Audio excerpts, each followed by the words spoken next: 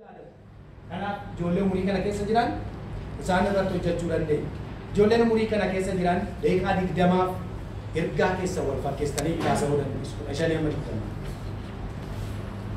Kanaachi akka isaan boqotan isaan gargaara. Warri umurii kana keessa jiran giddu galeessan fayya qaboota. Dhukkubbii qaban, dhukkubbii mataa qaban, ciniinsuu garaa qaban. Yoo nyaata alaa yookaan waan adda addaa ta'e malee uumamaa waan isaan rakkisu isaanitti godhu. Warri dhiiraas akkas. Kanaafiyyuu giddu galeessan garuu akkuma macaafa tokko yeroo dubbisu bara kakuu moofaa keessatti dargaggummaan jalqabaa waggaa 15tti jalqabee jedha. Bara kakuu haaraatti immoo dargaggummaan jalqabaa waggaa 12 jalqabee. Amma immoo waggaa 9 jalqabaa. Mee amma irrachaa deema.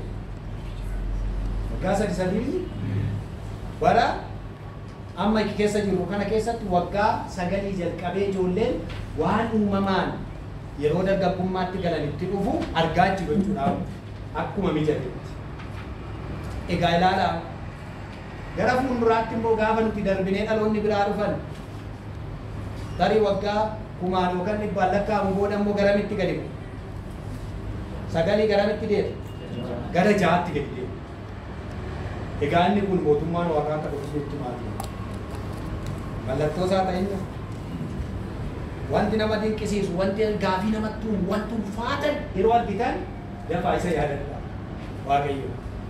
Kanaaf ijoolleen isaan kun garuu amma danda'ametti akka ilaalamutti kun qorannoo kun yoo xinnoo bubbuleeyyuu rakkoo akkasii sana hin qaban dhukkubbiin sun hin jiru. Wantoota cubbuu ta'an adda baasanii beeku. Kanaaf Iyyesuustu cubbuu irraa nama qulleessuu danda'a. Karaa Iyyesuus yoo ta'e malee cubbuu irraa fayyuun karaa biraa akka hin jirre ijoolleen kun beekuu qabu. Barnoota hundee qabu. Ilaagaa fi meeshaalee deeggarsa barnootatti fayyadamnee doktiriinii waldaa kiristaanaa isaan kanatti himuu dandeenya. Akka gaafiitti hin ta'a. Warri waldaa Beetel Maqaa Yesuus keessa jiran maal ta'uu qabu? Doktiriinii waldichaa sana beekanii ittiin buluu qabu. Warra kaan yeroo isaan itti kaasan sanaan gaafiin isaanitti ta'uu qabu. Jeeqamuu qaban. Kanaafiyyuu beekanii isa beekanii hin jiraatu. Amma jalqaba. Dhugaa beekanii ittiin deemu. Kanaaf umuriin kun umurii itti waa qabachiisu. Warri kaatoolikii maal jedhu beektu? Mucaa kee amma waggaa 7 naaf kenni. Ani bara isaa guutumaa goreessii kenni. Kaatoolikii goreessii deebisa. Warra summan keenyaa immoo maal jedhu ijoolleen summan keenyaa immoo nuuf ijoolleen keenya waggaa 50f gatii ba'a. Ijoolleen ijoollee keenyaa immoo waggaa 100 booda maal ta'u? Addunyaa kana amantii eenyuti? Guutuu. Amantii musliimatii. Karoora qabu. Warra ortodoksii illee akkuma kana obboloonni keenya warra ortodoksii illee karoora addaa qabu. Sirriitti hojjetu ijoollee isaanii. Kan warra musliimotaa ilaaltan gibbii warra musliimotaa keessatti jibbaafanii achirra teessisanii quraana barsiisu. Cimsanii ijoollee isaanii otoo mana barnootaan galii quraana beekanii. Mucaan inni barsiisu keessaa waan nama mudate isinitti himu. Mucaa xinnoo tokkotu gaaf tokko nan barsiisaan dhaabadhee otuma barsiisu akkas jedhu.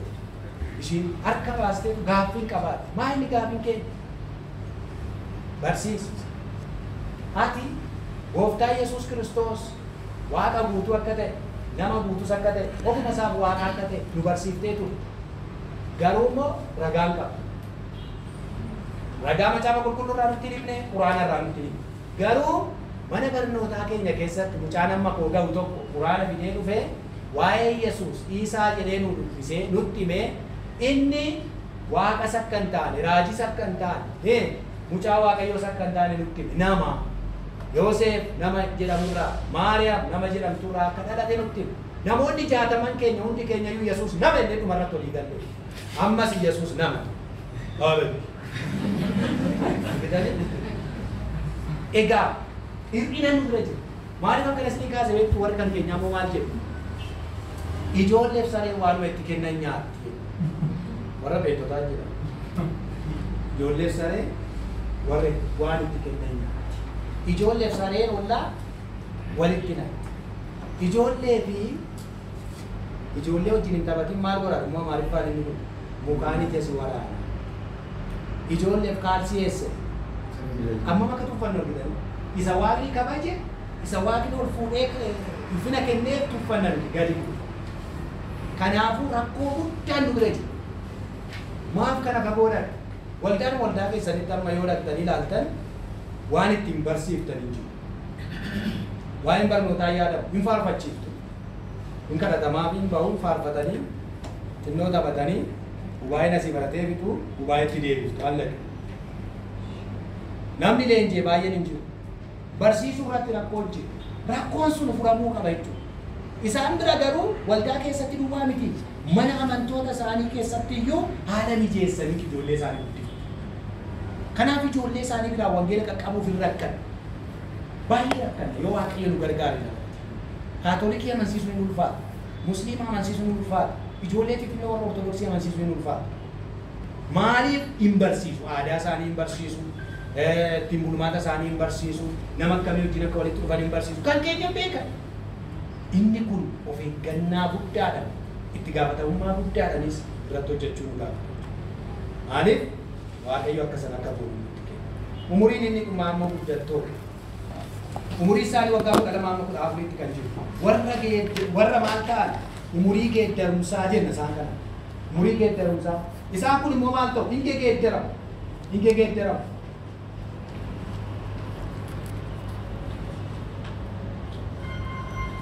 Hin geeddaramu.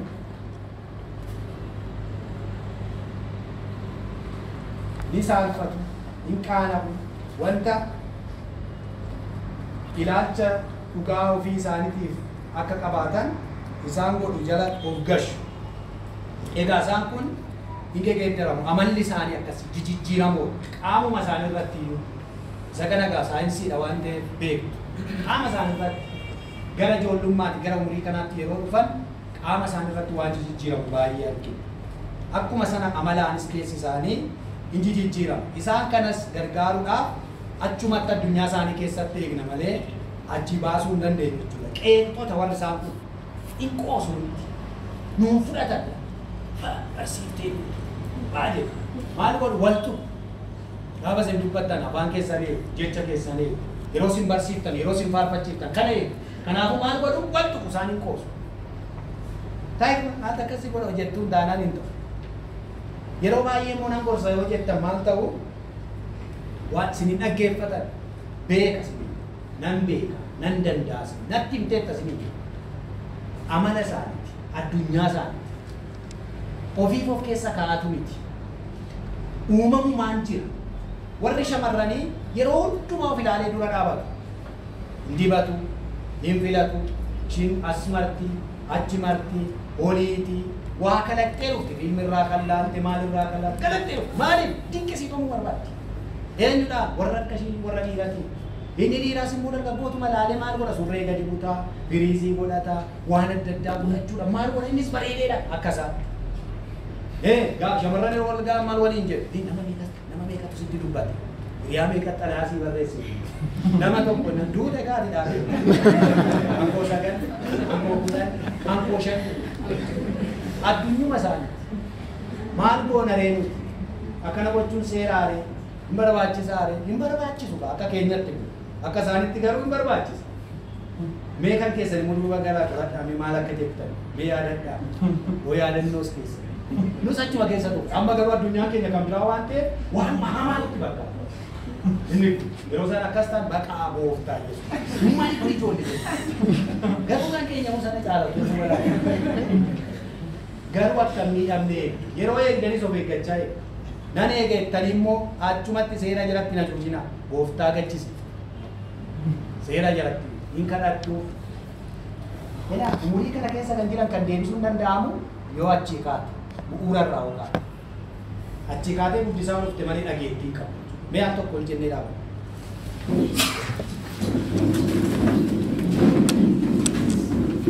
Yash ijoolleen ija mukeetii keessaa maal jaallatu? Burtukaan, yash, bravo. Mango, appini, muuzii, waan akkasii jaallatu miti. Mee qaama keessaniif amma maqaa laanna qaba. Isa kanaa maal laan? Appiliin guddiidha jedhan appilii ijoollee salphaatti argatanii kuwaas burtukaanedha. Xinnoo burtukaana wayyu gatiin isaa. Kanaan burtukaan kanaanoo. Haara muuziin akkanaa miti. Muuziin nama tokko. Ankoo garuu muuziin ta'u. Ankoo maangoo ta'a. Kanaan maangoo jedha isa kana. Naashi isa kanaanoo. Haala muuziin ta'u mee? Amma akkasitti taphanna ishee. Isa kanaan maal jennaa? Burtukaana kanaanoo yashin taphanna gaa walitti gajjettanii hojjettanii taphattu anaa wajjiniini warri teessoo irra jirtan akka teessoo funyaan siniin rukunne akkasuma jedha yashin jennaa burtukaan jedha anumaa wajjiniin burtukaan maangoo burtukaan maangoo muuzii maangoo burtukaan sinii galee kanaaf namni muuziidhaan burtukaana jedhe dabeetta. Namni maangoodhaan muuzii jedhes dabeetta jechuudha. Isin amma afaan hin jettanii harkaan duwwaan hordoftu. Burtukaan, maangoo, muuzii, burtukaan, maangoo, muuzii, burtukaan, maangoo, muuzii.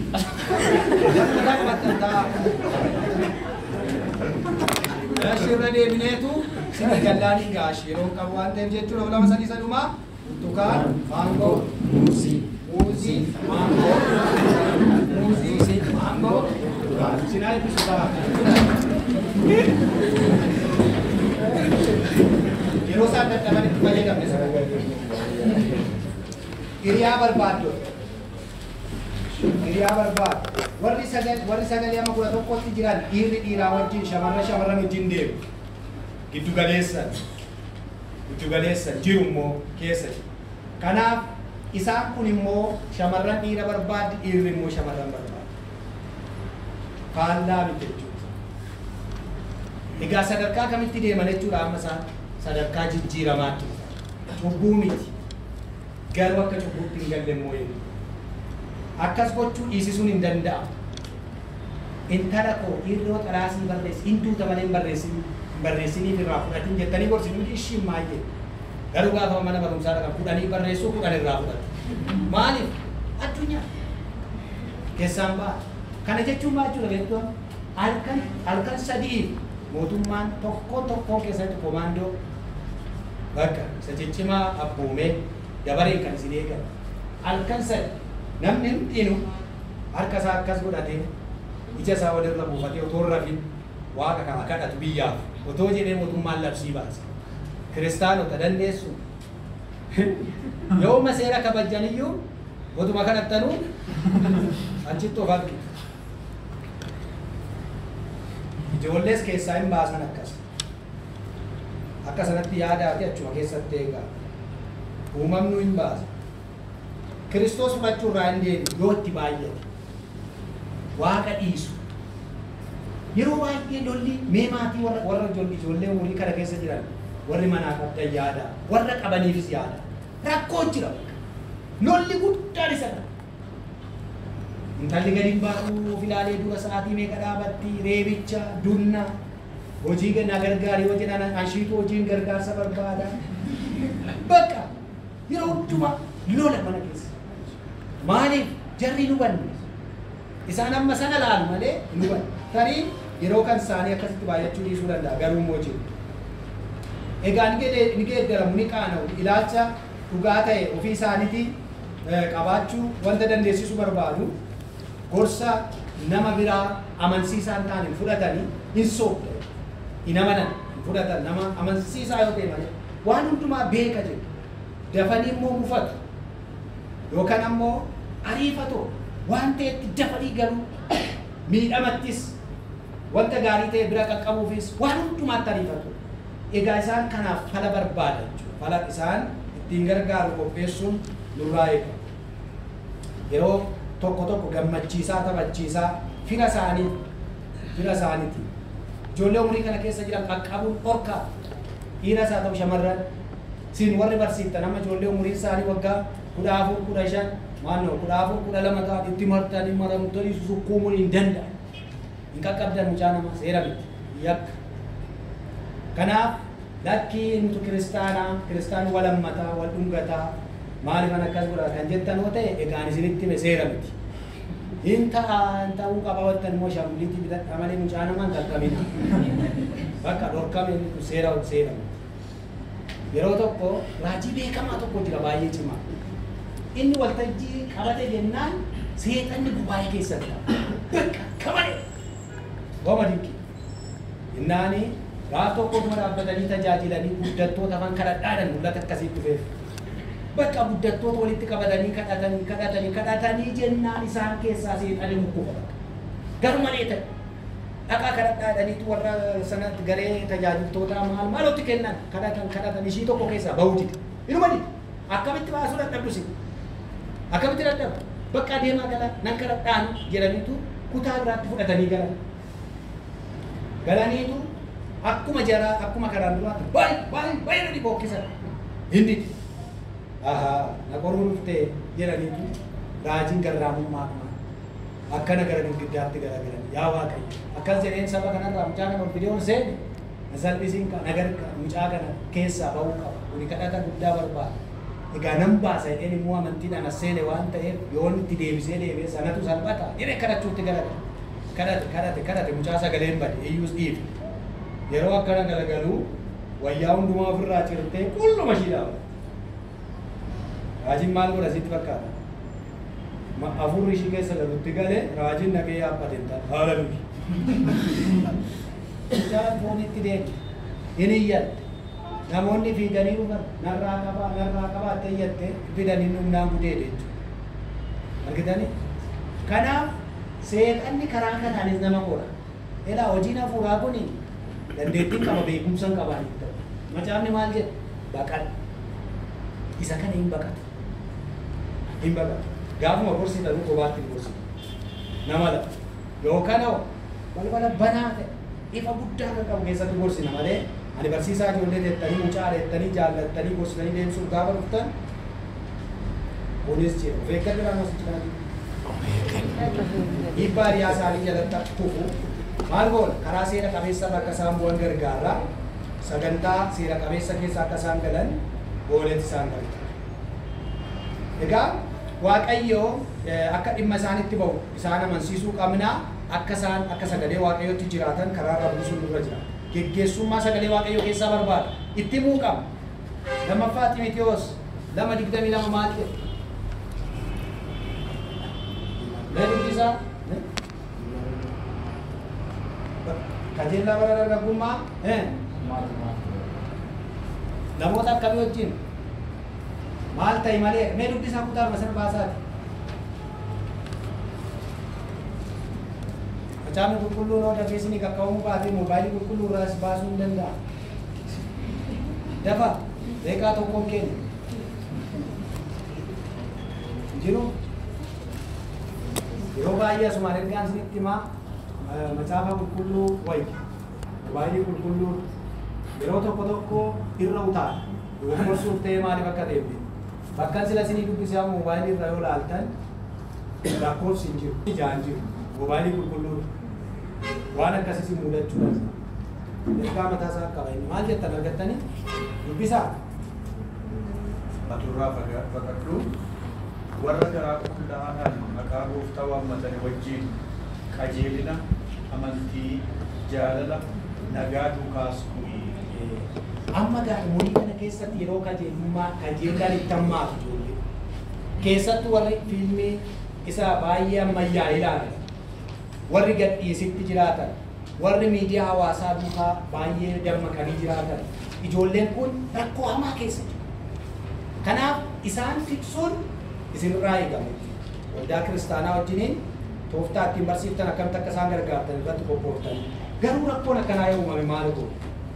Rakkoolee kana furuudhaaf tarkaanfii akkamii fudhachuu qabna? Inni jalqabaa qophiidha. Qophiin kun maali? Sammuun mucichaa yeroo banaa ta'u fi barachuudhaaf yeroo qophaa'u barsiisi. Kan biraa immoo dhimmoota tokkoof gaafii yeroo si gaafatu maal gochuudha? Jireenya isaa keessatti barnoota barsiiftu gochaan akka inni raawwatu akka inni shaakalu gochuu. Yeroo hundumaa qophiin isin qophooftan kanaan wal qabachuu qaba. Inni kun al tokkotti nuuf mucaa rakkistuu akkasii yookaan rakkisaa akkasii wal bitan ammuman jijjiirettanii wal dhaansoo naqina. suut adeemsa. Lammaffaan bu'aa. Bu'aan kun immoo maal bakka bu'a? Ijoolleen muuxannoo gaarii ni yaadatu. Yeroo baay'ee tuffiin nu keessa jira, tuffii sana baasu. Waan fayyaduun fudhatu. Isinirraa hin baratu. Kanaaf amanaa akkasitti. Irra deddeebi'uus ni jaallatu. Wanta gaarii hin taane dhabamsiisuu ni barbaadu ijoolleenis. Yoo keessattuu gaariif gaarii kan hin taane adda baasanitti maal dhufan isa kan hubachaa deemu. Kan biraa immoo faayidaa. Faayidaan kun maali? Wanta barsiisaa jirtu beeki. Atumti jalqaba nuti itti fayyadamuu qabna. Isa barsiisaa jiru sana akkasitti jiraachuun nurra jiraatu. Yaadadhus mucaan waan gochuu irra jiraatu gochuu qaba. Inni jiraachuu qaba. Yeroo hundumaa barsiifnee raawwadhu kan jennee itti kenninu akka asaayimentiitti kan laannuuf jiraachuu irra jiraatu. Irra deddeebiidha inni biraa yookiin keessa deddeebiidha. Egaa ijoolleen uumamumaan waan keessa deddeebi'an qabatu. Irra deddeebii barbaadu. Kanaaf yeroo gaafii gaafattanii ijoolleen deebisanii laachuu baatan rakkoon isin bira ta'uu isaa adda baata. Irra deddeebitanii hubachiisu. Keessattuu warra gara umurii xinnaa keessa jiran irra deddeebinee hubachiisuu nurra jiraata. Dhiyeenyaan ta'uu qabaa. Barnootichi yeroo dhiyootti kan dhiyaate kan dhiyoo ta'e gaariidha. Mucaan salphaatti yaadachuu akka inni danda'utti gargaaruun nurra jiraata. Gaafiidhaan yeroo taphachiifnu, yeroo shaakalchiifnus. Inni kan dhumaa immoo karaa hundumaa barachuu. Karaa hundumaa barachuu kunoo maali? Yaadoleen barnootumti nuti barsiifnu duwwaan bu'aa kennuu hin danda'u. Halkanii guyyaa dadhabe qophaa'e barnoota bareedaa barsiise. Inni kun duwwaan bu'aa kennu. Maaliif? Yaadoleen barumsa alatti jiran barumsa kee diiguu danda'u, barumsa kee jaallatu. Fakkeenyaaf ammas illee leenjitaniittu galtanii ijoollee akka ta'utti hin gargaartu, hin cimsitu. Maatiin immoo waan tokko hubannaa qaban yoo ta'e kan keessan keessaa gadi naqanii kan isaanii keessa qabu. Hiriyoonni isaanii akkas, mana barnootaatti akkas. Kanaafiyyuu yeroo baay'ee akkaataa kanaan ilaaluu qabu. Utuman dadhabuun bu'aa dhabe kanaaf gatiin qabachuudha. Kennaa koo miti jechuudha jettanii daftanii iddoo gadi hin dhiisina. Kanas ilaalaati itti cimsaa karaa biraa hojjechuuf yaala. Maaliif yoo jenne mucaan amala hin dhaala. Haadharraa, abbaarraa hin dhaala, naannoorraa hin dhaala. Akkasumas immoo aadarraa hin fudhata. Beekumsaan Waaqayyoof of kennuu dadhabuu isaatiin, fedhii humna isaatiin, kallattii adda addaatiin maal ta'ee dhufa? Ijaaramee cimee gara keessatti, cimtee gara keessatti. Kanaaf tarkaanfii fudhachuu keessan dura wantoonni akkanaa akka jiran ilaaluu qabu. Walumaa galatti addunyaa ijoollee keessatti karaalee shaniin ilaalle. Karaalee shanan ittiin ilaalle kun kan jalqabaa maal ture? Umurii maalii? 0 hanga 3. 0 hanga 3 kan jiran umurii maalii jenne? Umurii sochii jenne. Inni lammaffaan waggaa 4 hanga 5 kan jiran umurii gaaffii jennee ilaalle. Inni sadaffaan waggaa 6 hanga 8 kan jiranii mana barnootaa sadarkaa tokkoffaa inni umurii maaliif isaan? Umurii sochii. Inni 9 hanga arfaffaan immoo 9 hanga 11 umurii maalii jenne? Umurii humna qabu. Maalirraa dhufan waan ta'aniif sochii guddaarraa waan dhufaniif jennee ilaalle. Akkasumas immoo umurii waggaan isaanii waggaa 12 amma 14 kan jiran immoo isaan kana umurii gadi barumsaa jennee ilaalle. Mee umurii kana shanan irratti gaafii qabdu? Gaafii. Wanti gaafii isinitti ta'e jira? Wanti isinii ta'e. Eshi. Amma gaa xinnoo waan dadhabdanii fi daqiiqaa muraasa boqonnaa fudhannaa gaafii isin keessatti uumameef immoo deebinee walitti hin mari'anna jechuudha. Umurii kana keessatti gaafii yoo qabaattan biran darbina gaafachuu dandeessu. Daqiiqaa 15 gadi baaneetuma mucaan namni deemuu barbaade isinis immoo baay'ee namatti yaadatu. Kanaaf ijoollee umurii kana keessa jiran isaan irratti hojjechuu dandeenya. Ijoolleen umurii kana keessa jiran daqiiqaa 20 ergaa keessa wal fakkeessanii kaasa'uu dandeessu. 15 amma 20. Kanaachi akka isaan boqotan isaan gargaara. Warri umurii kana keessa jiran giddu galeessan fayya qaboota. Dhukkubbii qaban, dhukkubbii mataan qaban, ciniinsuu garaan qaban. Yoo nyaata alaa yookaan waan adda addaa ta'e malee uumamaa waan isaan rakkisu isaanitti dhufu. Warri dhiiras akkas. Kanaafiyyuu giddu galeessan garuu akkuma macaafa tokko yeroo dubbisu bara kakuu moofaa keessatti dargaggummaan jalqabaa waggaa 15tti jalqabee jedha. Bara kakuu haaraatti immoo dargaggummaan jalqabaa waggaa 12 jalqabee. Amma immoo waggaa 9 jalqabaa. Mee amma irrachaa deema. Waggaa 3 bara amma keessa jiru kana keessatti waggaa 9 jalqabee ijoolleen waan uumamaan yeroo dargaggummaatti galanitti dhufu argaa jiru jechuudha. Akkuma mijatetti. Egaa ilaalaa gara fuulduraatti immoo gaafa nuti darbinee dhaloonni biraa dhufan tarii waggaa 1000 yookaan 100 lakkaa'amu booda immoo garamitti gadi bu'u. 9 garamitti deema? Gara 6tti gadi deema. Egaa inni kun mootummaan waaqaa akka dhufuutti maali? Mallattoo isaa ta'inna. Wanti nama dinqisiisu, wanti gaafii namatti uumu, wanti ulfaatan yeroo argitan dafaa isa yaadadha Waaqayyo.